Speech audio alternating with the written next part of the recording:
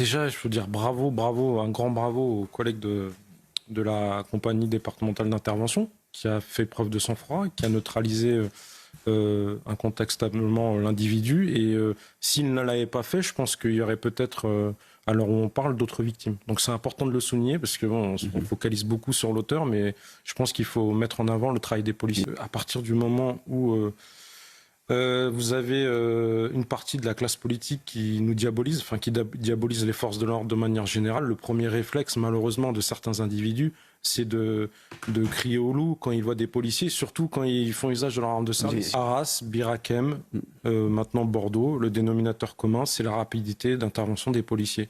On se tue à le dire sur les plateaux, nous le job on le fait, mais il faut que derrière, il faut que les autres aussi, les autres ministères s'adaptent. La problématique, une fois de plus, c'est que vous faites face à un individu qui a une OQTF. L'impunité, elle est à tous les niveaux, quoi. C'est-à-dire que vous faites l'objet d'une OQTF, mais vous continuez à vous balader ou à commettre des délits. Aujourd'hui, vous avez le port d'armes catégorie D, couteau, c'est 1 an d'emprisonnement.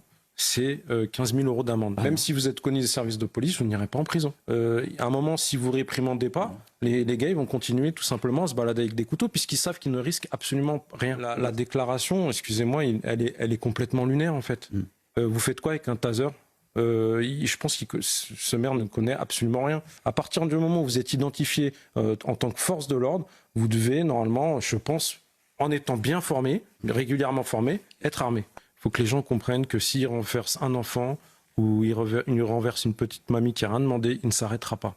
Je pense qu'à un moment, pour que les gens comprennent, c'est pareil, il faut une réponse pénale ferme. On l'a vu encore récemment avec le refus d'obtempérer à la Courneuve. On a vu aussi la LFI parler de refus d'obtempérer en inversant complètement les rôles, en parlant de condamnation à mort, sauf erreur de ma part. Moi, je trouve que ces propos, ils sont complètement scandaleux. À un moment, si vous voulez que ça s'arrête, il faut laisser la police faire son travail. Voilà, tout simplement. Et s'il n'y a pas de réponse pénale envers ces individus, ben, ils vont tout simplement continuer à rouler sans permis ou à continuer à faire des délits de fuite et des refus d'obtempérer. On ne peut pas être derrière chaque personne qui circule dans Bordeaux, en Ile-de-France ou quelle que soit la ville. Mais par contre, en termes opérationnels, on est quand même présent et on est équipé pour faire face à ce type d'actes. Aujourd'hui, pour être policier, sortir son arme et encore plus faire usage de son arme, on hésite vraiment. On l'a vu avec l'attentat de Bir Hakeim. Franchement, il faut être vraiment courageux parce que souvent, quand on fait usage de son arme, on se retrouve tout seul.